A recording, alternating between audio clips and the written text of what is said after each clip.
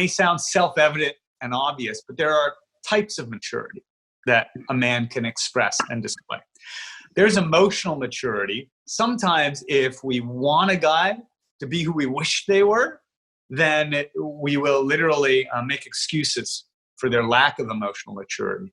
We will justify it, explain it away, right? So literally deceive ourselves of like, well, no, he's not. Maybe he's going to wake up. He's going to change. He's not that emotionally mature.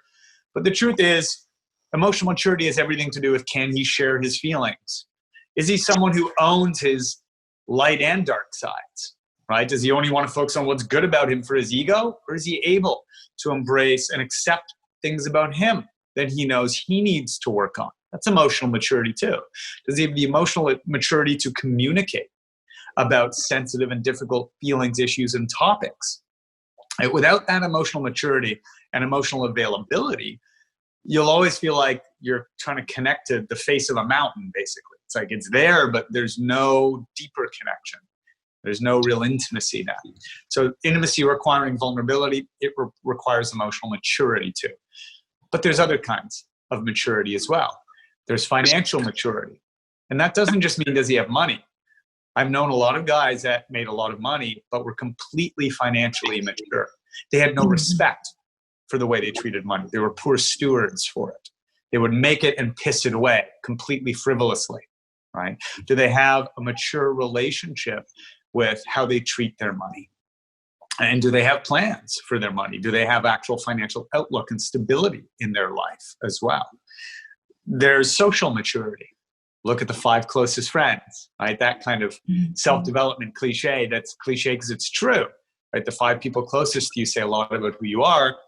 Like my client in Vancouver, whose guy was off most of the week every week with what we began to call this bunch of merry morons who were just very immature guys that were a bunch of teenagers who just wanted to smoke pot and be up on the mountain. He was in his 50s, by the way, and doing this instead of looking for work. And it's like, so what's his social maturity level, right? And then there's also spiritual maturity. I had a client who got pulled in by a guy who was saying all the right things. Oh yeah, I'm into self-growth. Oh, met him at I think it was an Enneagram thing or something, one of these sort of self-understanding kind of ways, like Myers-Briggs and some of those. But he very much was doing it because he knew she was spiritual. It was him acting a certain way, but he didn't have true spiritual maturity. So it's not just, I have this religion or I went to this workshop. What is their daily practice? Are they living the principles of whatever their spirituality is? Again, it doesn't have to be religion. I've had atheist clients and agnostic clients. I was an agnostic for a long time and developed into my spirituality. For some of them, it's just getting up to see the redwoods in Northern California, and it takes their breath away and it takes them out of separation and ego. And they're like, wow, there's something bigger than me in life. But that spiritual maturity needs to be there, or you'll be one of those people who's like, why does my partner not grow with me? Right? So many of those frustrating things where the guy just wants everything to stay the same, not change, and you feel like you're stuck. You want to grow and develop. There's so much there that encompasses so much. Yes.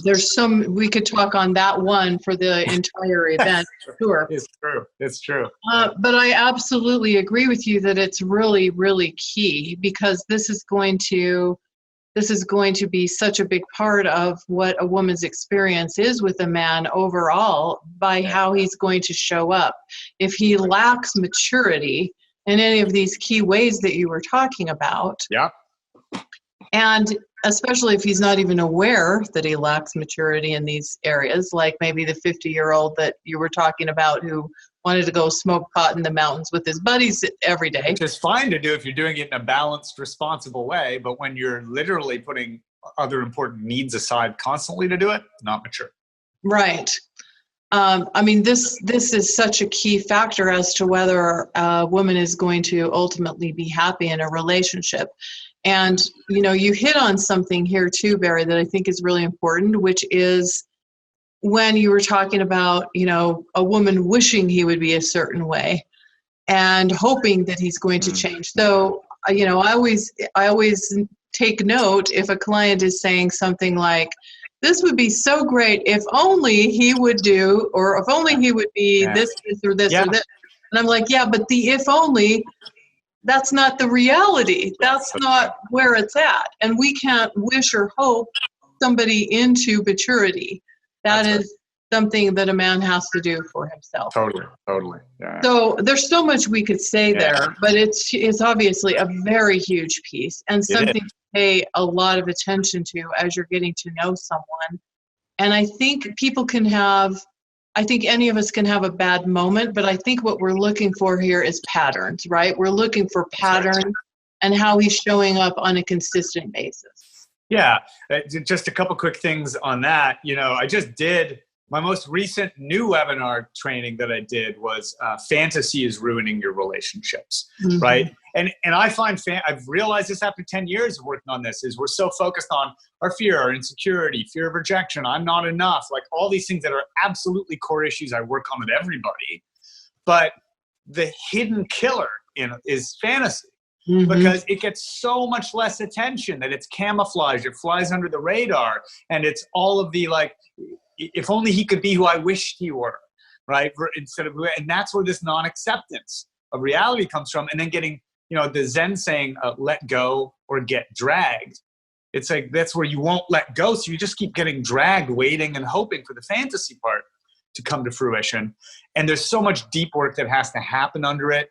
The reason we're not letting go of the fantasy is everything to do with deeply unmet needs and often subconscious ones. That's why we can't consciously make the decision, right? Like I did a client session recently, and a person being incapable at this moment of releasing someone who's not right for her at this moment had everything to do with who she wishes he could be.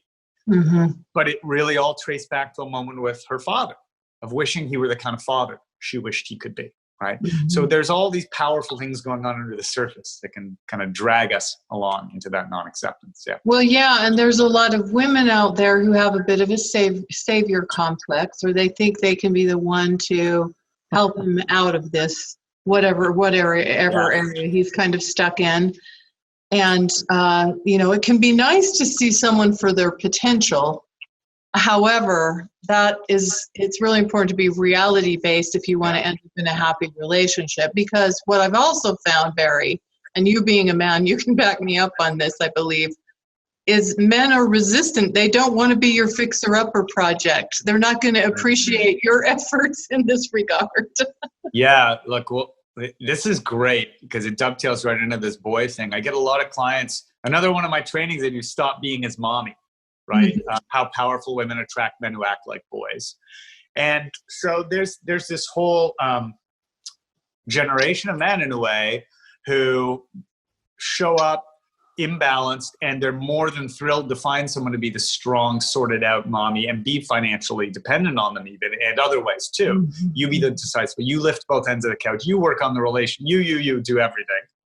But at the end of the day, those men do begin to lose respect for themselves, just as their partner begins to lose respect for them. And then we begin the boy treatment, which is sulking, withdrawal, that sort of stuff. Look, I empathize so much with women that sometimes I get into that reaction about it because it can be frustrating.